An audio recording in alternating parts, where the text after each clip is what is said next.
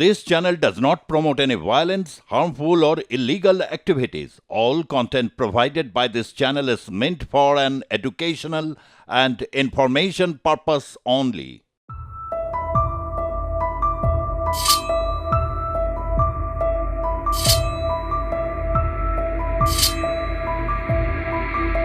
আবারও কি ফিরতে চলেছে সেই লকডাউন? সেই করোনার মৃত্যু মিছিল দেখা যাবে আরও একবার। এই মুহূর্তে নয়া ভাইরাস HMPV নিয়ে ছড়াচ্ছে মারাত্মক আতঙ্ক। মাত্র কয়েক বছরের ব্যবধান, আর তার মধ্যেই সেই চেনা ভয়। 2025 সালের শুরুতেই ফের সেই চীনেই হিউম্যান মেটানিউমো ভাইরাস তথা HMPVর দাপট দেখা দিয়েছে, যার জেরে ফিরছে করোনার আতঙ্ক। এই নয়া ভাইরাসেরও কোভিডের মতোই উপসর্গ, SARS-CoV-2 বা করোনা ভাইরাসের মতোই প্রজাতি। একই রকম রোগ ছড়ায়, তবুও খানিকটা আলাদা।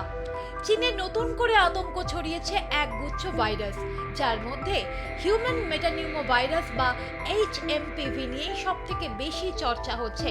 আর চিন্তাও বাড়ছে সাধারণ মানুষের মধ্যে, কারণ ইতিমধ্যেই সোশ্যাল মিডিয়ায় ভাইরাল হয়েছে নয়া এই ভাইরাসে আক্রান্ত হয়ে চীনের হাসপাতালগুলিতে উপচে পড়া রোগীদের ভিড়ের ছবি, যা দেখে অনেকেই প্রশ্ন তুলছেন, তাহলে কি আরও একবার করোনার সেই ভয়াবহতা ফিরতে চলেছে? যদিও এখনো অবধি ভারতে কেউ এই ভাইরাসে আক্রান্ত হয়েছেন বলে খবর পাওয়া যায়নি।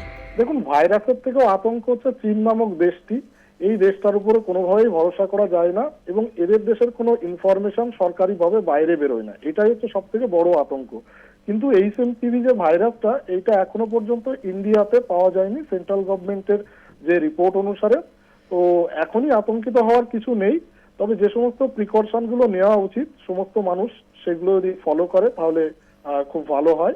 বিশেষ করে হচ্ছে এই সময় হ্যান্ড হাইজিন মেনটেন করা, মানে হচ্ছে ফ্রিকুয়েন্টলি তারা হাত সাবান এবং জল দিয়ে হাত ধোবে এবং যে সমস্ত সারফেসে অনেকবার টাচ হয় সেগুলোকে ডিসইনফেক্ট করা।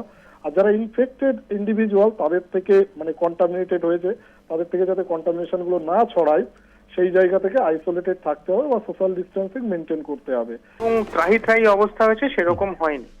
এবার একটা প্রশ্ন আসছে, করোনাও কিন্তু অতীতেও পৃথিবীতে ছিল, কোভিড-19 ছিল নতুন একটা মিউটেশনের ফসল, যার ফলে একটা আপাত নিরীহ একটা ভাইরাস হঠাৎ করে অতিরিক্ত ক্ষমতা সম্পন্ন হয়ে গেছিল। তো সেরকম কোনো মিউটেশন কিছু এই হিউম্যান মেটানিউমো ভাইরাসে হচ্ছে কিনা সেইটা কিন্তু সায়েন্টিস্টদেরকেও দেখতে হবে। সেরকম যদি কিছু হয়ে থাকে তাহলে একটা ক্লাস্টারিং অফ কেসেস হতে পারে, তাহলে সিভিয়ারিটি আরো বাড়তে পারে। সেটা অ্যাকর্ডিংলি সেটা ভবিষ্যৎ যত রিপোর্ট আমরা পাবো তত বুঝতে পারবো, কিন্তু এই মুহূর্তে আতঙ্কিত হওয়ার কিছু নয়।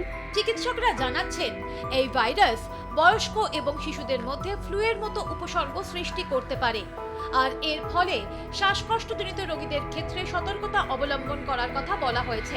এর পাশাপাশি এই মুহূর্তে ভারতে শ্বাসযন্ত্রের সংক্রমণে আক্রান্ত রোগীদের ডেটা বিশ্লেষণ করা হচ্ছে কেন্দ্রীয় স্বাস্থ্য মন্ত্রকের তরফে। ডিসেম্বর মাসের পরিসংখ্যানে দেখা গিয়েছে শ্বাসযন্ত্রের সংক্রমণে আক্রান্তের সংখ্যার বিশেষ বৃদ্ধি হয়নি। এর পাশাপাশি ভারতীয়দের সংক্রমণ এড়াতে স্বাভাবিক কিছু সতর্কতা অবলম্বন করার কথাও বলা হয়েছে স্বাস্থ্য মন্ত্রকের তরফে। এই ভাইরাস 2001 সালে প্রথম ছড়িয়ে পড়ে নেদারল্যান্ডসে। এখনো অবধি এই ভাইরাস সাধারণ সর্দি কাশির মতো উপসর্গ সৃষ্টি করছে। মার্কিন যুক্তরাষ্ট্রের ক্লিভল্যান্ড ক্লিনিকের মতে গবেষকরা অনুমান করেছেন যে শিশুদের মধ্যে প্রায় 1 থেকে 10% শ্বাসযন্ত্রের সংক্রমণের কারণ HMPV ভাইরাস। 5% থেকে 16% শিশুর নিউমোনিয়ার মতো উপসর্গ দেখা দেয়। যদিও ভারত এই নয়া ভাইরাসের থাবা মোকাবিলা করতে প্রস্তুত। স্বাস্থ্য মন্ত্রকের তরফে জানানো হয়েছে, শীতকালে সাধারণত শ্বাসনালীর সংক্রমণকারী ভাইরাসের দাপট কিছুটা বৃদ্ধি পায়, আর সেটা সামলাতে দেশের বিভিন্ন প্রান্তের হাসপাতাল যথেষ্ট প্রস্তুত থাকে। এই মুহূর্তে পর্যাপ্ত শয্যা এবং যোগানেরও বন্দোবস্ত আছে। অন্যদিকে বেজিংও জানাচ্ছে পরিস্থিতি নিয়ন্ত্রণে আছে। চীনের বিদেশ মন্ত্রকের মুখপাত্র মাও নিং বলেন, শীতকালে শ্বাসযন্ত্রের সংক্রমণ বাড়েই।